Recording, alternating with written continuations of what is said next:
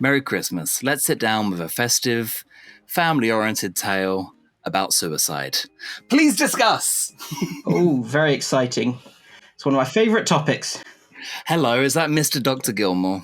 Yes, it is. Hello there. Long-time listener, first-time caller? Wait a minute, that's not William Hartnell. I was promised him. Moffat is clearly very bothered by these recasts because he goes to an embarrassing length to explain them in text at the beginning of this story. Your face, it's all over the place, but you're trying to hold it back. It always kind of bothered me that Rusty Davies and Stephen Moffat were like, this is the reason why his face looks slightly different. A bit saggier than it ought to be, hair's a bit greyer. That's because of me, though. Two of us together have shorted out the time differential. It's like, we really don't care.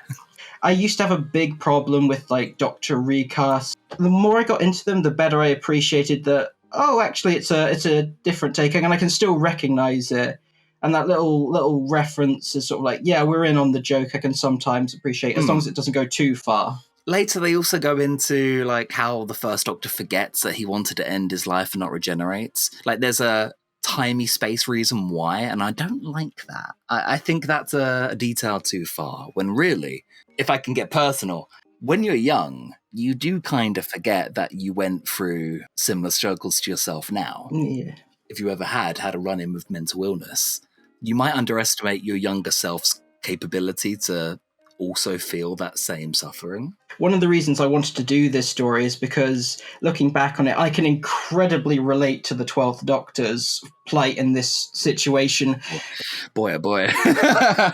Back when this story came out, the Capaldi as a whole was basically the sort of, not only the point in time where my critical voice started to dig in, sort of this is what I like about Doctor Who, this is what I don't like.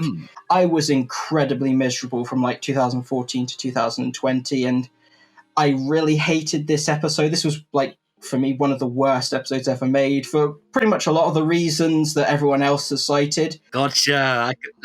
I know exactly what you mean. Yeah, and years later now, I've started to deal with those issues. I wanted to come back and look at it and recognise that there are issues with this story that I'll go into, but for the most part, this is a really strong story.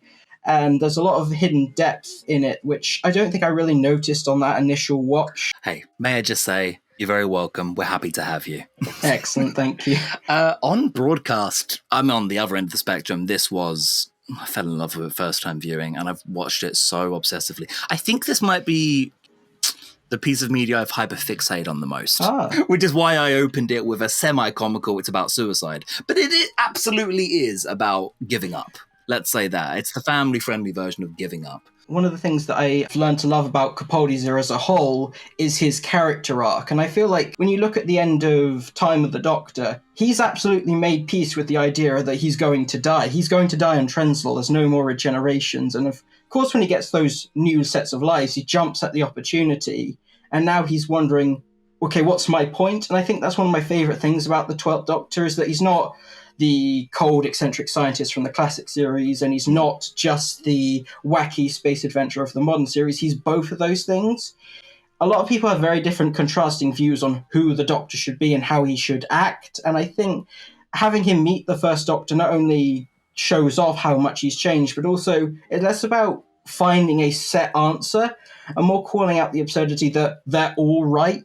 He's both this imaginary character, but he's also a genocidal war criminal, and he's got to contend with both of those things at the same time, and it can really sort of mess him up. A shaking of faith? At Christmas? It's more common than you may think. What's the point in going on at this point? He spent all this time trying to convince Missy that you can be a good person, and then as far as he knows, that was all a waste of time. What happened to Bill was his fault, and there's nothing but pure evil in the universe. When he first meets Testimony, he doesn't give them a chance to explain. He just automatically assumes what they're doing is a threat. I have failed. All I've done is given those people a couple years extra live. That's not good enough. I'm not good enough, and the universe isn't good enough to be saved. I'm just going to end it. There's no point. For the record, my favourite holiday movie is It's a Wonderful Life. And both of these stories are about the world's most kind man, world-weary, defeated by his own innate goodness. Yeah. Much unlike his predecessor, he almost goes out with no dignity at all. It's funny with the Doctor. There's like one regeneration, absolute dignity. Then the next one, it'll be, no, actually, no, wow, please, I don't want to go. 11, perfect dignity. 12, no, I don't want to go. Why me? I'm the world's saddest man. I think this has a lot in common with The End of Time, another story that I used to like passionately hate. How 10 saves Wilfred. He goes out not fighting but saving this one man. And I think they do this something similar here with Mark Gatiss' character. The Doctor is like, oh, I'm so sad about my death. Oh my god, this person's in danger. I've got to save them by any means necessary. Yes. I love it. In a multi-Doctor story where you think the focus would be like quite self-obsessed. Yeah. What's so important about one captain?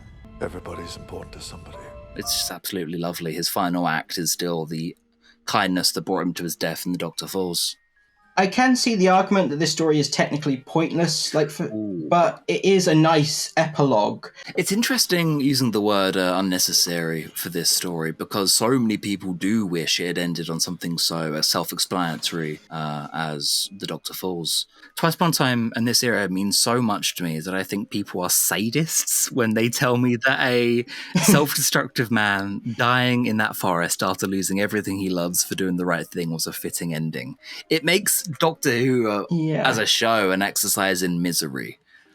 This is even more than an epilogue. It's more than just rewarding 12 for a life as a good man. It's Moffat answering the question, Doctor Who. With his final story he tells you exactly who the Doctor is from the very beginning and why he does what he does and why he'll keep doing what he does. I love it. And having the first Doctor as the avatar for that question of, hey, why did you start all this? Is, oh man, it's perfect. It's really good in a meta sense, of course. Like us as a viewer, we get to see how much the show has changed sensibility-wise. You bring up Missy earlier, which is a fantastic point of comparison. Last episode, we just had Missy, sort of like a postmodern developed Missy at the end of her character arc, being reminded of her previous self, who was a little bit non-PC, who in the end did kill her, and it ended up being a self-destructive relationship with herself. The Doctor's presented with the same thing here, and they almost do destroy each other by giving up and giving in to despair. This whole place could do with a good dusting. Obviously, Polly isn't around anymore. Please, stop saying things like that. I've reevaluated sort of like the presentation of the First Doctor. I do think some of the jokes are a bit strawmanny, but I ultimately get what the intention is. It's not just let's bash on the First Doctor to make Capaldi look good. God no, 12's the butt of most of the jokes. Classic and Revival Who are roasting one another. Have fun. By the time this story wraps, the Doctor is a completed character. And what does that mean for the rest of the show going forward? I'm not sure. It's tricky because this is such a perfect ending that I think it negatively impacts my opinion on future stories. The giggle just aired. Everyone's applauding the dropping of baggage and sending old Tennant to the farm for some therapy. I just think of 2017 when we previously did this. That's all the thing with Moffat. He did it too good and he did it too conclusively. He's not doing anything new in Twice Upon a Time. We've done There's No Monster. We've done the Doctor just has to get over himself and not give in to despair. Yeah. Look, his first story was Everybody Lives. He's come full circle. Just because of the circumstances of how the story got made. It is Moffat on autopilot somewhat. I even think him at his base is some of the best writing I've ever seen. He's looking at all the technology and he's spouting exposition. He's struggling to look at the glass woman in the face. Oh, for heaven's sake, will you put that ridiculous buzzing toy away and look at the woman?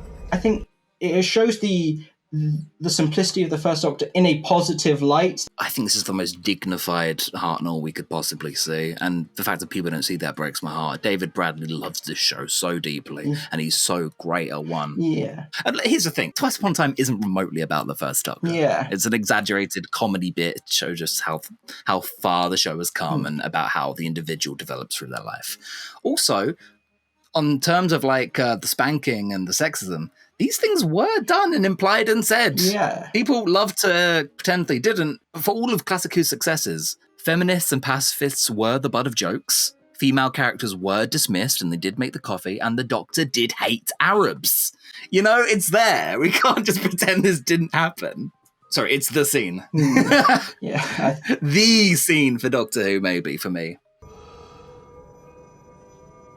What was that? To be fair, they cut out all the jokes. Best line in the fucking show. I used to think like, oh, it's just another case of montaging, showing clips of better stories I'd rather be seeing. But I think in context, it really fits. It's showing us all this depressing stuff that the Doctor's going to have to go through. Only seeing the worst. Forcing 12 to sort of fight his corner a bit, saying, my life, it's not all doom and gloom. The bigotry is a reference to this scene itself because it's just a surface level representation of the First Doctor.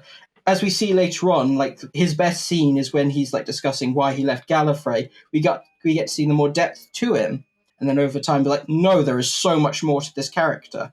And that's not even going into the shame. A real reason why I love this story so much is because when it comes to time travel fiction, the kind of story I'll gravitate towards is the Back to the Future, where you meet your younger parents. Time travel made personal.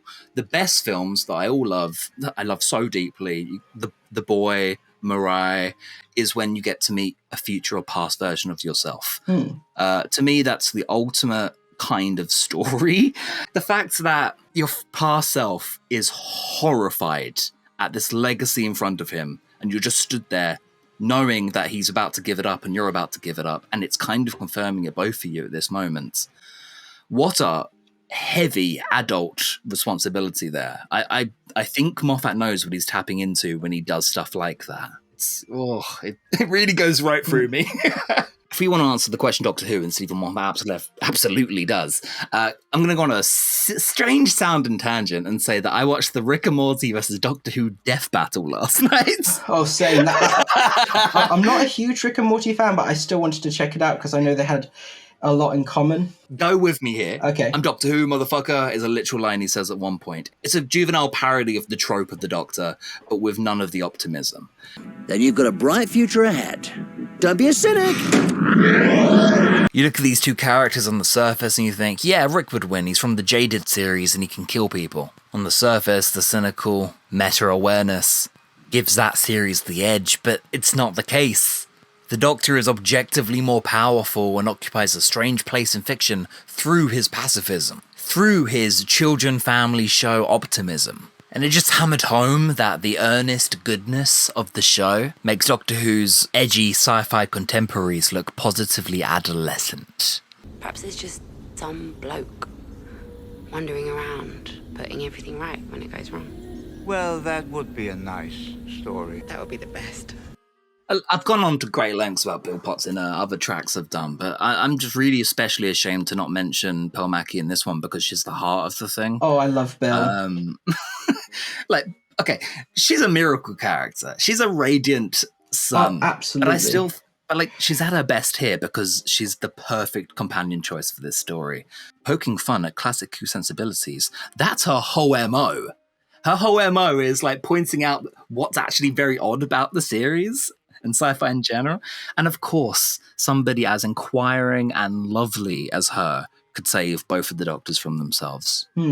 I've always had a soft spot for it, even when it first came out. If anyone's got a problem with Bill, send them my way. Because, she's not even in my top 3, but, what possible problem could you have with Bill Potts, man? You could argue that she herself helped me move out of my cynicism and towards my more optimistic view on the show. I think you got Twice Upon a Time. I was in the camp of, Clara is one of the worst companions ever. I'm glad we're talking in 2023. And then I started reappraising the show, and you'll be pleased to hear that I love Clara. She's now one of my favourite companions, when before she was one of the worst. Hey, I've been there. Every Who track I'm booking at the minute coincidentally has a Target novelization. This one was kind of interesting because me and a friend almost came into possession of a script of Twice Upon a Time, one of the shooting scripts. It would have been signed by Jodie Whittaker. Ooh. It was going on eBay. We were watching it very, very closely because we were convinced. We didn't want a collector's item. I ain't in that game. We wanted this mythical extended cut of Twice Upon a Time. Apparently, so much of it was left on the cutting room floor. I know I've spoken about this before.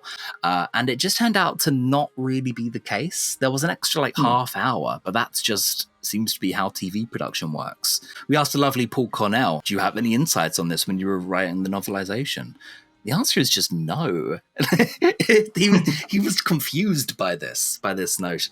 Yeah, I think looking at it, I don't really think that much more needs to be added. I remember seeing a lot of those cuts, like 10th Planet remake. That stuff is odd. I think we're about to come up to something that I think probably could have been expanded on, and I feel that is Rusty. I do get the criticism that he doesn't really do much, but he could have. I think he kind of perfectly fits with the theme of the episode. Like this idea that the Doctor is has lost his faith in himself and in the universe. It's a Dalek who lost faith in the Dalek mission. Yeah. And found a new one. Had to have his perspective changed so that he could continue his task, even if doing it for different reasons in a different light. I've never clicked that before, man. That is 1-to-1. Yeah, I think Dalek parallels.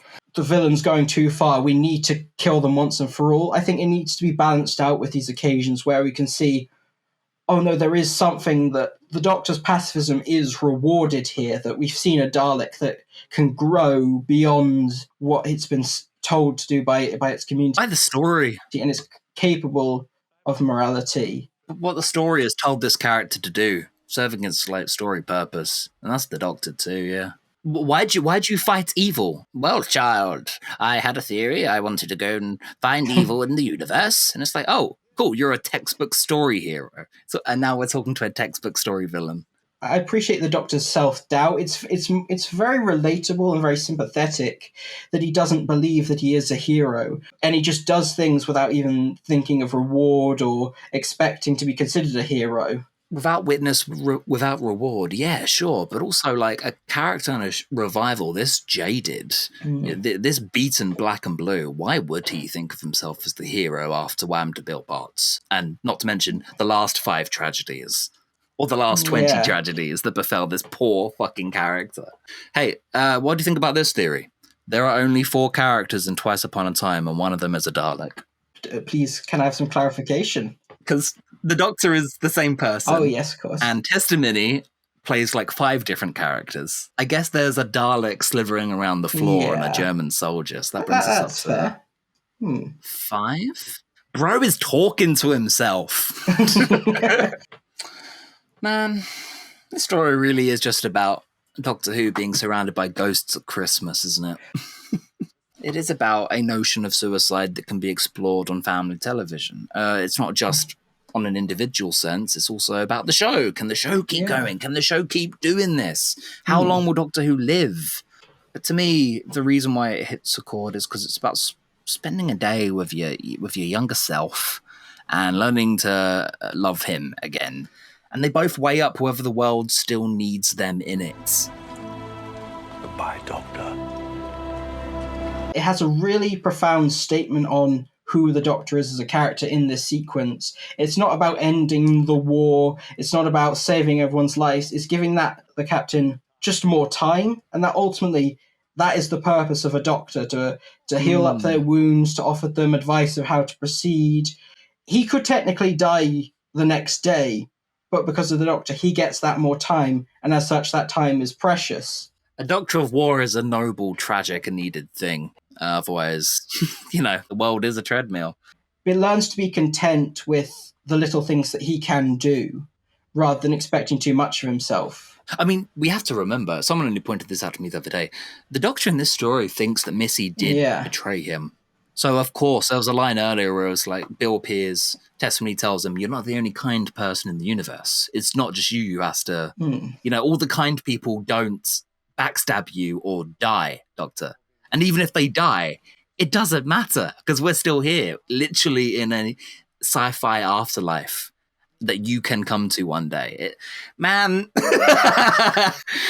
Just don't come here yet, please. Fuck. Like I said earlier, does the world need us in it? Do I want to be somebody else? Can I keep on going being somebody else? Every character gives a resounding, loving yes to this question. You know, if you actually watch any of these other videos, I'm quite a cynical. Oh, me too, absolutely. I don't think I've said a single bad thing. I'm trying to think of something bad about this. Oh, hey, I got it. People who wanted the Dr. Falls to be the ending of the show. Yeah. Stephen Moffat was one of them. Oh, yeah. It was planned to be the finale. And I think that's horrendously depressing. Unless Moffat had some of his Twice Upon a Time beats planned for the Dr. Falls in a major way, I don't know what the fuck he was thinking. This feels too intentional not to have at least been partially like carried over certain ideas. I think the idea of the Doctor, like, oh well, this situation completely fell apart. Hopefully we'll get it right next time. I think that's why I love that I can't be someone else lines. Like, I have just gone through this traumatic experience. Can I have the chance to grieve, please?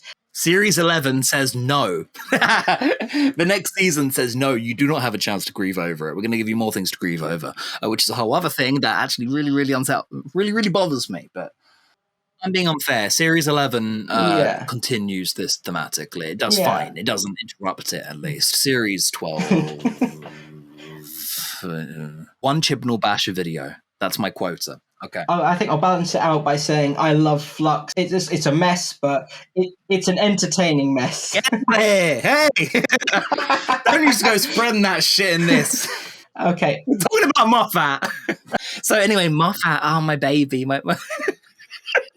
Hi, this is Sam from the future. I'm editing this, and I just want everyone to know from this point in the video onwards, I am in tears, and it's really funny to me that you can tell.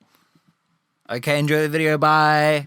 So Murray Gold, he's doing something odd in this, in that he thinks he was also signing off the show forever. Turns out that wasn't the case, but he's doing a best of hits compilation. But I think it works. I'm not gonna say every song is well picked, is super fitting. Yeah. But I sure am hearing the powerhouses back to back over some powerful scenes. Yes, I don't think it works all the time, but I do appreciate certain moments, like, oh, it's nice to hear that back again. At some point, we do hear Rose's theme, I feel. Oh yeah, that is a very random choice. I remember a lot of people theorizing that, oh, this means Rose is coming back in Series 11, and it's sort of like, okay, that's a very interesting theory. Like, hey, let's see how it turns out for him. As beautiful as this is, there is also one other thing I can think of that I'm not perfect. Not just a missed opportunity.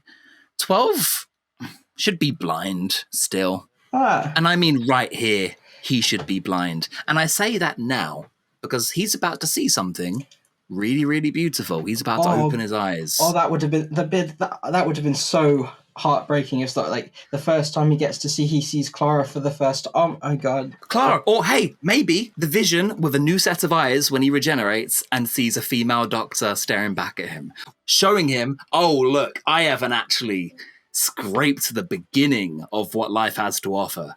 How does she do it? How does she keep doing it? Miss Coleman, I must find her. Coleman, I love you.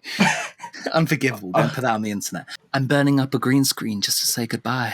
It's definitely something that I've wanted to take into consideration when viewing like how negative I used to be. I don't want to be like, oh, how dare you for thinking that you were this horrible person back in the day. I want to recognize that is not who I am anymore. I can look back on these stories that I rejected outright when they first came out, and now I can see the good in them. It's sort of like, if that part of my life is to have any legacy, it's that that hope was there and that I moved away from it. This isn't a commentary track. This is a TED talk. And I'm very, very glad people get to see like the better side of like me, at least, on Christmas. Thank you. Yeah. Thank you, Stephen Moffat. Thank you, MrDrGilmore. We were meant to film this one so long ago. I've been putting off all year because not only do I feel like I've got to do this story proper justice, and I've still got so much on my mind about it. It makes me nervous to share and talk about, which is strange because it's 80% of what I do online. Yeah. It's a media experience different from the rest of Doctor Who in that it's almost too personal. What works with the Moffat years for me is that, and let's say it when I was a kid, is that you give so much of yourself to the show, and you involve yourself so deeply, and you let a story grow up with you, and you let characters grow up with you. Yeah. And I think if I'm going to keep enjoying the show in the same way, I have to change. Like that didn't work. That approach did not work for me in the Chibnall years, and I don't think it's going to work going ahead if I continue with this mind space. I've got to just find a new way to enjoy this show. Because can I be honest with you, it's not going to top what we're listening and watching right now. It's not. And that's fine, maybe. That's a fair enough viewpoint. I think it's going to be very difficult to have another Doctor take over your favourite Doctor. I don't want to get to this emotional high ever again. I don't want the Doctor to ever be in such desperate throes ever again. Yeah. Because you'd have to one-up Moffat handing him a story at the 11th hour. Which, for some reason, under creative constraint, is when he does his best work. Who the fuck knows how that happens? I mean, this is such a tight, well put together story. I've got to give him major props for this being a last minute addition. Miracle. Because honestly, looking at it now, you can't tell. This feels like a perfect 3-part story. Yeah. People hate this line. And the stars are too. Children can hear your name. It's such a sweet sentiment. Like Capaldi sort of like, it's not just the Doctor leaving, it's Capaldi leaving. You see him coming through in that line. Absolutely. That's Capaldi's actual stance on the programme. But then it'll flip back to Moffat. And then it'll flip back to Capaldi. And then they all jointly together, Murray Gold, Mark Gatiss, Peter Capaldi, Stephen Moffat, Doctor Who, we let you go.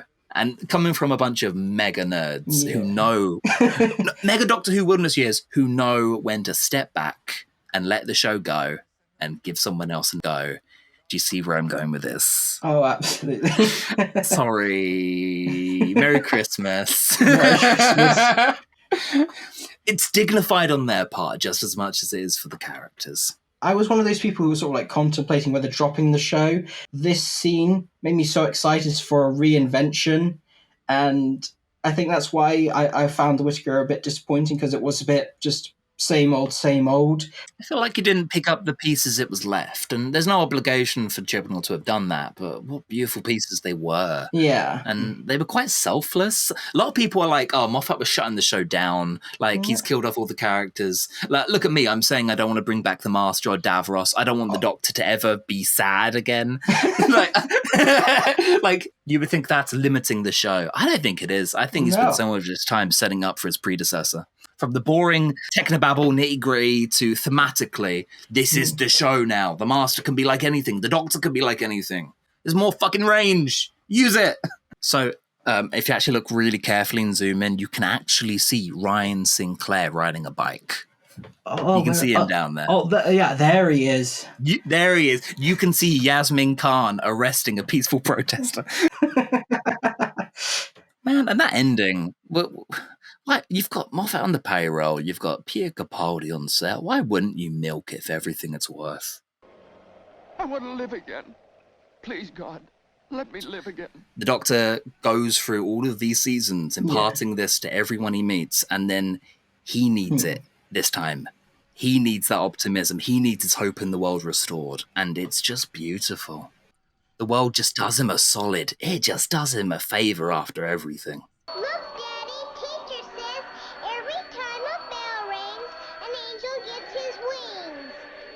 That's right. That's right. Attaboy, Clarence. A man at the beginning and possible unnecessary end of his life, falling in love with life again. If you can't resonate with that, at least, then yeah.